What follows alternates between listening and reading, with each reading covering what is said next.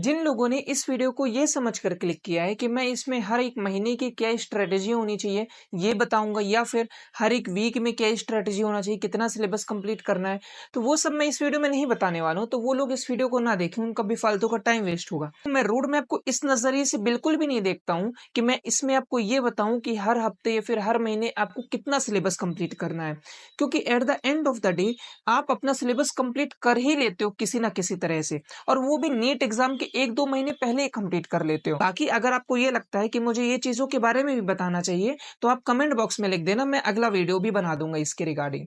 इस वीडियो में मैं वो चीजें बताऊंगा जो हर साल नीट एस्पिरेंट कुछ ना कुछ गलतियां करता ही है, इनमें से कोई ना कोई एक गलतियां करेगा ही करेगा। और हो सकता है अगर आप ड्रॉपर हो गए तो आपने भी पिछले साल इनमें से कोई ना कोई एक गलती तो कर ही करी होगी। तो सबसे पहले बात करते हैं रिवीजन के बारे में। तो रिवीजन एक ऐसी चीज है ना जिसे बहुत सारे बच्चे नेग्लेक्ट करते हैं, और इसका इंपॉर्टेंस लास्ट में पता चलता है। जब नीट के लिए 1-2 महीने बाकी रहते तब इसका इंपॉर्टेंस पता चलता है, क्योंकि तब ना चीजें रिकॉल नहीं हो रही होती हैं। मैं तुम्हें बताता हूँ रिवीजन का सबसे बढ़िया मेथड वो है एक्टिव रिकॉल मेथड। ये मैंने क्लास 11th में अपने कभी अप्लाई नहीं किया था, सुना था इसके बारे में, बस एमआर सर ने बताया था, लेकिन कभी भी अप्लाई नहीं किया था, क्योंकि इस मेथड में एक तो टाइम लगता है, लेकिन इसकी एफिशिएंसी बहुत ज्यादा है। मुझे नहीं लगता कि एक्टिव रिकॉल मेथड से अच्छा रिवीजन टेक्निक और कोई हो सकता है। तो इसमें क्या होता है, जैसे आपने ऑनलाइन क्लास ली या फिर ऑफलाइन ही क्लास ली, तो आपने उसके तुरंत बाद एक ब्लैंक पेपर लिया, और जो भी चीजें आपको ध्यान आ रहा है, चाहे वो डेरिवेशन हो, चाहे वो क्वेश्चन हो, चाहे वो किसी क्वेश्चन का आंसर हो, चाहे वो थ्योरी हो, कुछ भी हो उस क्लास का, चाहे वो बायो का सब्जेक्ट हो, केमिस्ट्री हो, फिजिक्स हो, कुछ भी आपको ध्यान आ रहा है, वो भी सीक्वेंस में आपको याद करने की कोशिश करनी है। वो आपको पूरा उस पेपर में लिख डालना है। पेपर मतलब आप रफ भी ले सकते हो, जरूरी नहीं कि आप एक सिंगल पेपर निकाल के उसमें वो चीजें करो, आप रफ में भी कर सकते हो। इसकी 1 हफ्ते रेगुलर प्रैक्टिस करते हो ना, तो आपको चेंजेस दिखने स्टार्ट हो जाएंगे तीनों सब्जेक्ट में। आपके सामने ना नोट्स की पूरी इमेज आ जाया करेगी। आपको ये याद आने लगेगा कि हाँ, मैंने नोट्स में ये चीजें कहाँ पर लिखी है। तो देखो, इसमें टाइम जरूर लगता है।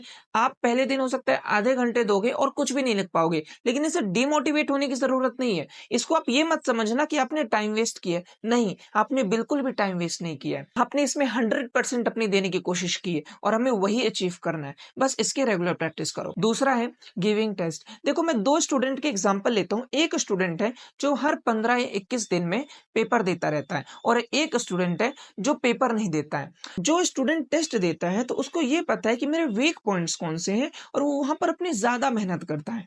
और जो स्टूडेंट टेस्ट नहीं देता है तो अपनी जो मेहनत है वो ऑल डायरेक्शन में लगाता है। तो जो चीजें उसकी वीक है उसमें भी वो उतना ही टाइम दे रहा है जितना वो स्ट्रॉन्ग चीजों में दे रहा है, तो उसका एफिशिएंसी बहुत कम है। तो आपको अगर वीक पॉइंट्स के बारे में पहचानना है तो टेस्ट जरूर देना है। टेस्ट ना देने का एक सबसे कॉमन बहाना होता है कि हमारा सिलेबस नहीं कंप्लीट हुआ है। देखो, सिलेबस इस तरह आपका तो फिर नीट एग्जाम के एक दिन पहले भी कंप्लीट नहीं हो पाएगा, तो क्या आप नीट एग्जाम नहीं दोगे? ऐसा नहीं है ना।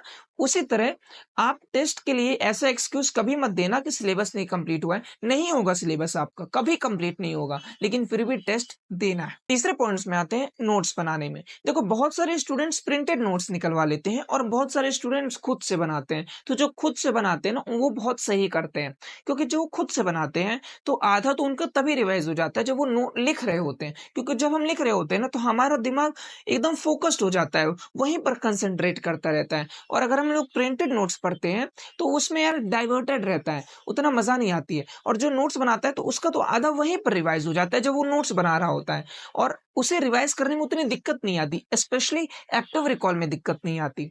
ठीक है, तो नोट्स आप जितना बना सकते हो उतना बनाओ। हैंड रिटन नोट्स के कंपेयर में कुछ भी नहीं हो सकता है। Fourth point is stick to your one source. देखो, एक बहुत बड़ी गलती कुछ लोग करते हैं कि लोग ना अपने नोट्स में अलग अलग जगह से ढूंढ कर इंफॉर्मेशन अपने नोट्स में लिख लेते हैं, और नोट्स को इतना गंदा कर लेते हैं ना कि उनका खुद पढ़ने का मन नहीं करता। और ये गलती मैंने भी करी थी स्टार्टिंग में, जब मुझे पीडब्ल्यू में उतना भरोसा नहीं था, क्योंकि पीडब्ल्यू का देखो फर्स्ट ईयर था, तो स्टार्टिंग में किसी को भी भरोसा नहीं रहता कि 4,000 में क्या ही सिलेक्शन वो दे पाएगा। तो मुझे भी भरोसा नहीं था। तो स्टार्टिंग के 2-3 महीने तक मैंने यार एलएन के कितने सारे मॉड्यूल्स, मतलब हर एक सब्जेक्ट के मॉड्यूल्स भी पढ़ता था, पीडब्ल्यू के नोट्स भी पढ़ता था।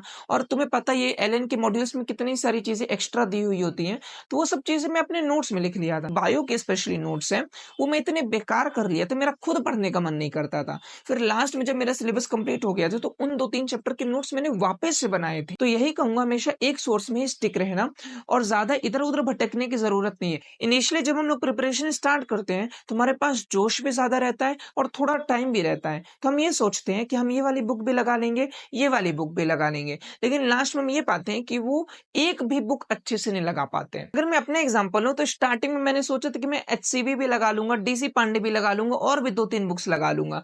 मतलब बहुत ज़्यादा जोश रहता है। फिर लास्ट में ना मैं डीसी पांडे 80-90% कंप्लीट कर पाया था, वो भी पूरी नहीं कंप्लीट कर पाया था। इसलिए कहता हूं मैं कि एक ही सोर्स में स्टिक रहो और उन्हीं क्वेश्चंस की मल्टीपल टाइम्स रिवीजन करो प्लस थ्योरी की रिवीजन करो। Fifth point is you should have faith on your teacher. बहुत सारे स्टूडेंट को ना अपने टीचर के ऊपर ही फेथ नहीं होता, फिर वो 2-3 टीचर के ऊपर भटकते रहते हैं और फिर अपना सिलेबस अच्छे से ठीक है कंप्लीट तो कर लेते हैं, लेकिन यार वो चीजें नहीं हो पाती हैं जो एक स्टूडेंट एक ही टीचर पे स्टिक रहकर अचीव कर लेता है। तो यही कहूंगा अपने टीचर में फेथ रखो और जो अभी नीट 2025 का जो पेपर हुआ है उसके बाद जो टीचर्स के ऊपर सवाल उठे हैं ना, स्पेशली ऑनलाइन टीचर्स के ऊपर, तो वो बेफिजूल की बातें हैं। वो एक्चुअली यार तुम्हें डाइवर्ट कर रही हैं चीजें। उन चीजों में मत फंसो और अपनी प्रिपरेशन में लगे रहो, टीचर्स के ऊपर फेथ करो, तुम्हारा सिलेक्शन हो जाएगा। नीट 2026 तुम्हारा ही होगा। एक लास्ट पॉइंट ये बता देता हूं कि अगर तुम फ्रेशर हो तो तुम्हें ट्राई करना है कि तुम्हारा सिलेबस दिसंबर तक कंप्लीट हो ही जाए। ठीक है, मेरा सिलेबस कंप्लीट हुआ था कुछ 10-15 ऑफ जनवरी तक। तो अगर तुम मैक्सिमम टू मैक्सिमम दिसंबर तक जाते हो ना तो तुम्हारे लिए सबसे सही टाइम है और फिर उसके बाद तुम बोर्ड की प्रिपरेशन में लग जाना। दूसरा है कि जो लोग ड्रॉपर है तो उनके लिए जो बेस्ट टाइमिंग है सिलेबस कंप्लीट करने के लिए वो है तुम्हारा मार्च तक कंप्लीट कर लेना। क्योंकि मैं अपना बताऊं तो मैं फ्रेशर था लेकिन फिर भी मेरा एक चैप्टर बचा हुआ था जो कि मैंने बोर्ड एग्जाम के बाद कंप्लीट किया था। मतलब मेरा जो प्रॉपर सिलेबस जो कंप्लीट हुआ था ना वो 20th ऑफ मार्च को कंप्लीट हुआ था, क्योंकि 17 को मेरा बोर्ड एग्जाम खत्म हुआ था, 20th ऑफ मार्च को मैंने अपना सिलेबस कंप्लीट किया था। उसके बाद जो 40 दिन बचे थे उनमें मैंने सिर्फ पेपर सॉल्व किए थे। तो मैं कह सकता हूँ कि अगर आप ड्रॉपर हो तो मार्च तक, मतलब 10-15 मार्च तक आप सिलेबस कंप्लीट कर ही लेना। ठीक है, बस इतना कहूंगा। इस वीडियो में इतना ही रखते हैं। अगर आपको वीडियो अच्छा लगा तो लाइक कर देना और सब्सक्राइब कर देना। मिलते हैं नेक्स्ट वीडियो में, तब तक के लिए टाटा बाय बाय।